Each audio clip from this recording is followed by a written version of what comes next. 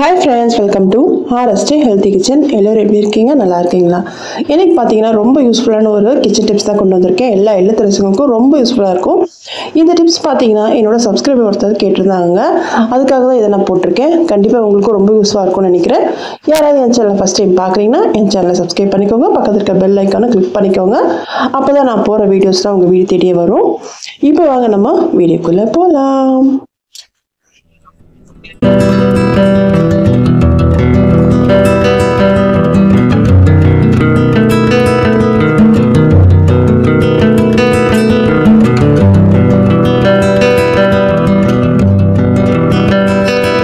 இன்னைக்கு பார்த்தீங்கன்னா என்னோட சப்ஸ்கிரைபர் ஒருத்தவங்க கேட்டிருந்தாங்க. நான் வந்து துணியில் இருக்க கரையெல்லாம் எப்படி நீக்கலான்றதை டீ கரையெல்லாம் இருக்கு இல்லையா, அது இந்த வீடியோ போட்டிருந்தேன்.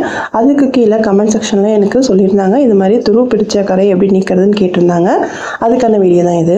இது வந்து இதில் இருக்க துரு உண்டு இல்லைங்க. நம்ம வந்து இரும்பு தோசை தவா, இரும்பு கடாயெல்லாம் கூட இருக்க துருவை நம்ம எடுக்கலாம். அது எப்படின்றது பார்க்கலாம். இப்போ வாங்க.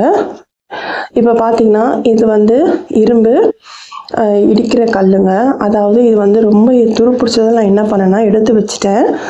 ரொம்பவும் துரு பிடிச்சிச்சின்னு சொல்லிட்டு இப்போ பார்த்தீங்கன்னா நான் வந்து இதை எப்படி நம்ம க்ளீன் பண்ணலான்றது நான் சொல்லியிருக்கேன். ரொம்ப ஈஸியாக வீட்டில் இருக்க பொருளை வச்சு ஈஸியாக க்ளீன் பண்ணிடலாங்க. இது பார்த்தீங்கன்னா கொஞ்சம் அதிகமான துரு இருக்கிறதால கொஞ்சம் நம்ம வந்து ஹார்ட் ஒர்க் பண்ண வேண்டிய ஒரு சூழ்நிலையில் இருக்குது. இதுக்கு நான் எடுத்துருக்கிறது வந்து ஒரு பாத்திரம் எடுத்துக்கோங்க. அதில் நம்ம க்ளீனிங்க்கு யூஸ் பண்ணுற சிந்தட்டிக் வினிகர் இருக்கு இல்லையா, இதை தாங்க எடுத்திருக்கேன். அப்படியே உங்கள்கிட்ட வினிகர் இல்லை அப்படின்னா நீங்கள் வந்து ஒரு 2 எலுமிச்சை பழத்தை நீங்கள் எடுத்துக்கோங்க. எலுமிச்சை பழம் சாறு இருக்கு இல்லையா, அதை நீங்கள் எடுத்துக்கோங்க. என்கிட்ட வினிகர் இருக்கிறதால நான் வினிகர் யூஸ் பண்ணுறேன். அப்படின்னா நீங்கள் எலுமிச்சை பழம் நீங்கள் எத்தனை, அதாவது உங்களோட பாத்திரத்தை பொறுத்து துரு எப்படி இருக்குன்னு பார்த்து நீங்கள் 2 இல்லை 1 நீங்கள் யூஸ் பண்ணிக்கோங்க.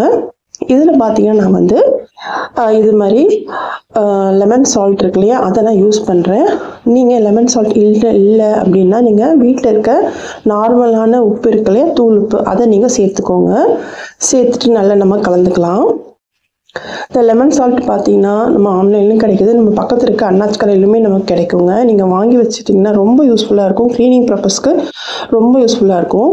இதில் கொஞ்சமாக நான் வந்து பேக்கிங் பவுடரும், அதாவது பேக்கிங் சோடா, அதையும் நான் சேர்த்துக்கிறேன். சேர்த்துங்கன்னா நமக்கு இது மாதிரி ரியாக்ட் ஆகும். நல்லா இது கலந்து விட்டுக்கோங்க. இதில் நம்ம இந்த இடிகள் இருக்குல்லையே, அதை நம்ம சேர்க்க போகிறோம். இது பார்த்திங்கன்னா கொஞ்சம் அதிகமாக இருக்கிறதால நல்லா ஊறட்டுங்க. ஊற வச்சுட்டு நம்ம வந்து தேய்க்கும் போது ஈஸியாக நமக்கு கைவலி எதுவும் இல்லாமல் க்ளீன் பண்ணி எடுக்க முடியும். இப்போ பார்த்திங்கன்னா இதில் நம்ம இதில் போட்டுடலாம். நான் இந்த இடிகல்லையும் நான் வச்சிடுறேங்க. இதுலேயும் வச்சுட்டு நம்ம எல்லா பக்கமும் இந்த தண்ணி படுற மாதிரி இதை அப்படியே நம்ம ஊற விடலாம். இது நல்லா ஊறி வரட்டும். என்னோடய சேனலில் பார்த்தீங்கன்னா துணியில் படிஞ்ச கரையும் சரி, அதாவது இங்கு கரை, டீ கரை எல்லாத்தையும் எப்படி வந்து நம்ம க்ளீன் பண்ணுறதுன்னு நான் வீடியோ போட்டிருக்கேன். மேலே வந்து நான் டிஸ்கிரிப்ஷன்லேயும் லிங்க்லேயும் நான் கொடுக்குறேன். கண்டிப்பாக நீங்களும் செக் பண்ணி பாருங்கள், உங்களுக்கு ரொம்ப யூஸ்ஃபுல்லாக இருக்கும். இப்போ பார்த்தீங்கன்னா நல்லா ஊறிடுச்சுங்க. இப்போ நான் கொஞ்சமாக நம்ம பாத்திரத்தை தேய்க்கிறதுக்கு யூஸ் பண்ணுற லிக்விட் இருக்குல்லையே, அதை நான் எடுத்திருக்கேன். அதை எடுத்துகிட்டு அதை வச்சு நான் தேய்ச்சிக்கிறேங்க. இரும்பு நாரில் தேய்ச்சிக்கோங்க. சப்போஸ் நீங்கள் வந்து இரும்பு கடாய், இரும்பு தோசை தவா நீங்கள் வந்து க்ளீன் பண்ணும்போது இது மாதிரி இரும்பு நார் வச்சு தேய்க்காதீங்க. ஜென்டிலாக இருக்கிற நார் வச்சு தேய்ங்க. என்ன நமக்கு அது மாதிரி தேய்க்கும் போது தோசை வராது.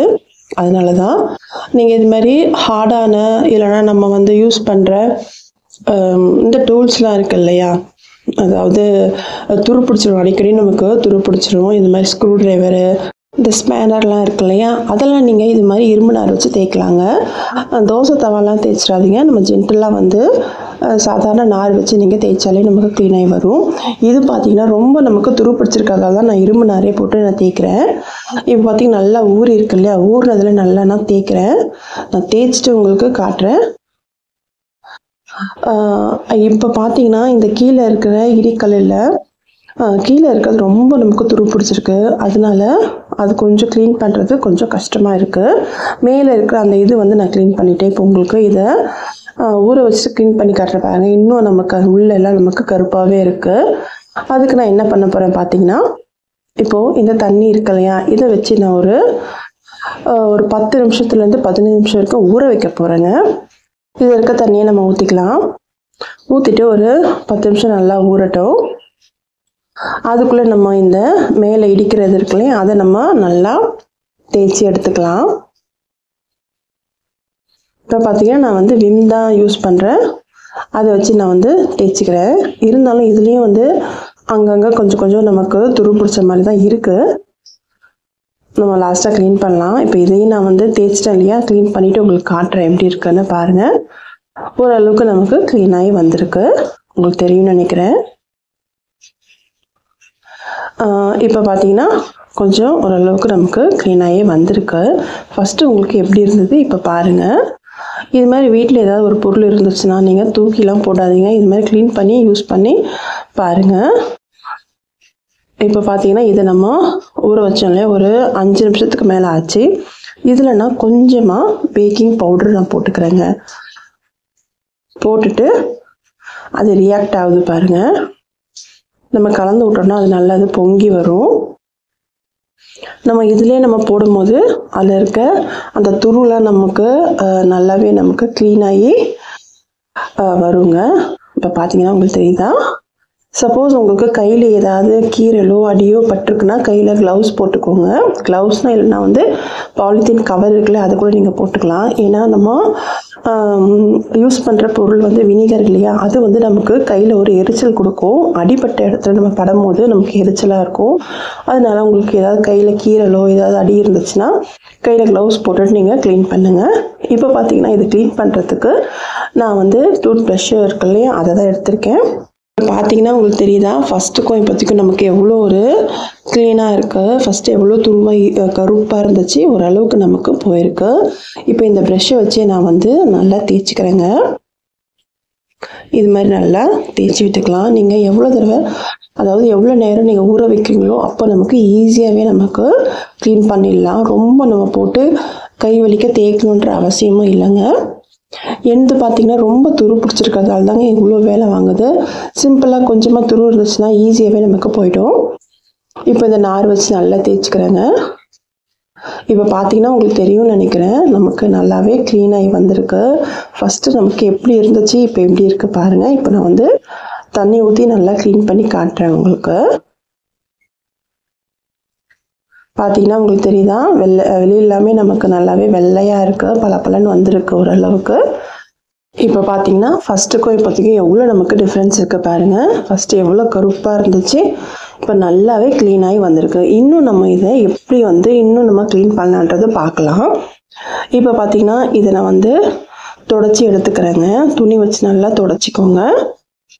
இது மாதிரி தொடச்சிக்கலாம். இப்போ பார்த்தீங்கன்னா தொடச்சிட்டோன்னே நமக்கு இன்னும் நமக்கு நல்லாவே வந்து க்ளீன் ஆகிருக்கு.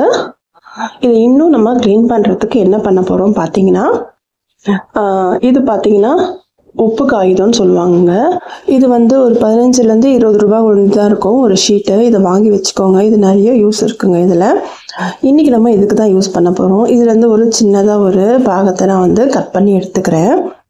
எடுத்துட்டு நம்ம இதில் வந்து இந்த உப்பு காகிதத்தை வச்சு தான் தேய்க்க போகிறோம். நான் கொஞ்சமாக எடுத்துக்கிறேங்க. எடுத்துட்டு உங்களுக்கு எங்கே வந்து இன்னும் அதிகமான ஒரு கரை இருக்கிற மாதிரி இருக்கோ அங்கே வச்சு இதை தேய்ச்சிக்கோங்க. இப்போ பார்த்தீங்கன்னா இந்த இடுக்கில் நமக்கு அந்த இரும்பு கரை இருக்கிற மாதிரியே இருக்கு இல்லையா, அங்கெல்லாம் நீங்கள் தேய்ச்சிக்கலாம். இது தேய்க்கும் போது நமக்கு என்ன ஆகும்னா அதில் இருக்க கரெல்லாம் வந்து ஈஸியாகவே நமக்கு க்ளீனாகி வரும். நீங்கள் அதை நினச்சிக்கலாம் ஃபஸ்ட்டே இது மாதிரி தேய்ச்சிட்டு அதுக்கப்புறம் க்ளீன் பண்ணிக்கலாமேன்னு. ஃபஸ்ட்டு தேய்க்கும் போது நமக்கு அதிகமான இரும்பு கரை இருந்துச்சுங்க. அப்போது நமக்கு தேய்க்கும் போது கை வலிக்க தேய்க்கிற மாதிரி இருந்திருக்கும். அதனால தான் நான் வந்து க்ளீன் பண்ணிவிட்டு அதுக்கப்புறம் தேய்க்கிறேங்க. இப்போ பார்த்திங்கன்னா இது எப்படி ஆகும்னா, நம்ம வந்து இந்த இடிகளை வந்து பாலிஷ் பண்ணுற மாதிரி இருக்கும்.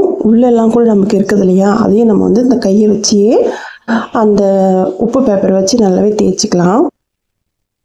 எங்கெல்லாம் உங்களுக்கு தெரியுதோ அங்கே நல்லா தேய்ச்சி எடுத்துக்கோங்க.